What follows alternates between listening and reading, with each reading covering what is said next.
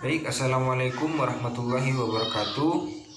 Bismillahirrahmanirrahim. Alhamdulillahirabbil alamin. Wassalatu wassalamu ala asyrofil anbiya'i wal mursalin Sayyidina Muhammadin wa ala alihi washabihi ajmain. Wala haula wala quwata illa billahil aliyil azim. Pertama-tama marilah kita panjatkan puja dan puji syukur kita kepada Allah Subhanahu wa taala. Semoga kita senantiasa diberi kesehatan, kelancaran, dan selalu dalam lindungan Allah Subhanahu wa taala. Kemudian salawat salam semoga tetap tercurah dan terlimpah kepada haribaan junjungan Nabi besar kita, Nabi Muhammad Sallallahu Alaihi Wasallam. Jadi perkenalkan terlebih dahulu, nama saya Raji Swardi, kelas PBSI angkatan 2020B, IKIP Bodoto Malang. Di sini saya ingin mempresentasikan mengenai materi keterampilan memberikan ilustrasi atau contoh pada mata kuliah kemampuan dasar mengajar yang diampu oleh Ibu Frestanti Novalia. Langsung saja mengenai keterampilan memberikan ilustrasi atau contoh. Kita lanjut kepada pembahasan. Namun sebelumnya, apa sih kemampuan dasar mengajar itu? Di sini kemampuan dasar mengajar merupakan himpunan atau kemampuan yang sifatnya mendasar. Jadi kemampuan dasar mengajar di sini sifatnya mendasar dan harus dimiliki oleh seorang guru, kemudian diaktualisasikan ketika mengajar siswanya atau muridnya. Di situ.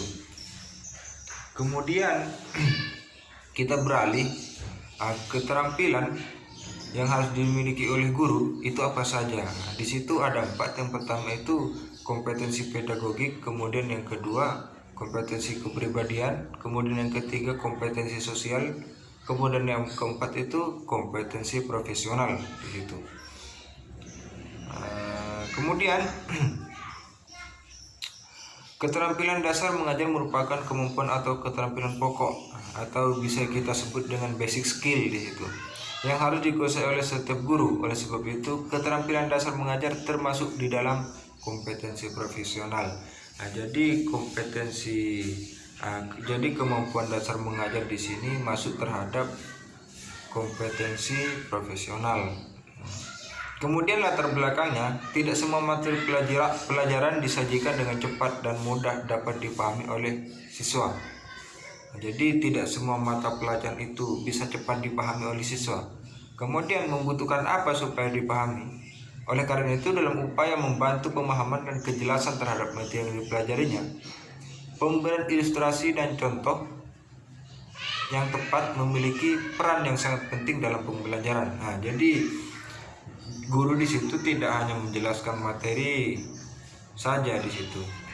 Di situ ada sebuah peran penting, yaitu pemberian ilustrasi atau contoh merupakan hal yang sangat penting untuk di dalam menjelaskan materi di situ.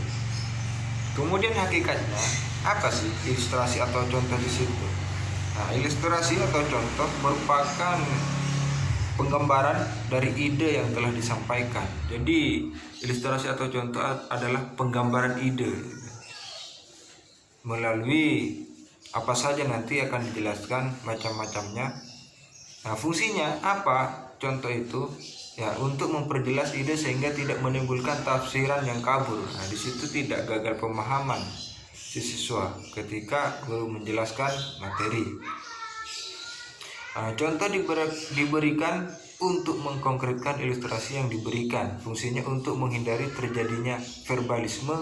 Untuk itu perlu diperhatikan kesederhanaan, jelas dan konkret, selaras dengan tingkat pengalaman siswa, dan kalau mungkin faktual dan aktual di situ.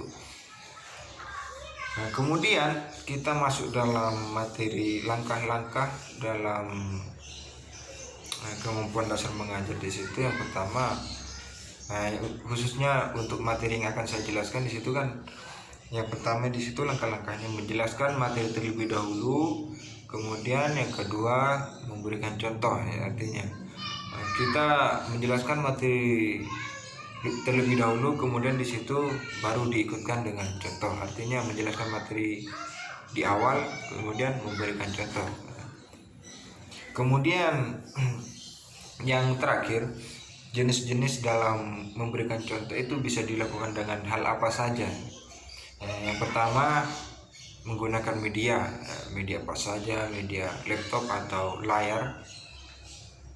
Kemudian menggunakan gambar. Kemudian yang ketiga di situ forum praktik. Dalam memberikan contoh itu kita bisa praktik di dalam kelas, kita membuat praktik. Kemudian yang keempat di situ mengkaitkan dengan studi kasus di situ. Mungkin hanya itu yang dapat saya sampaikan, kurang lebihnya saya mohon maaf. Billahi taufiq wal hidayah. Wassalamualaikum warahmatullahi wabarakatuh.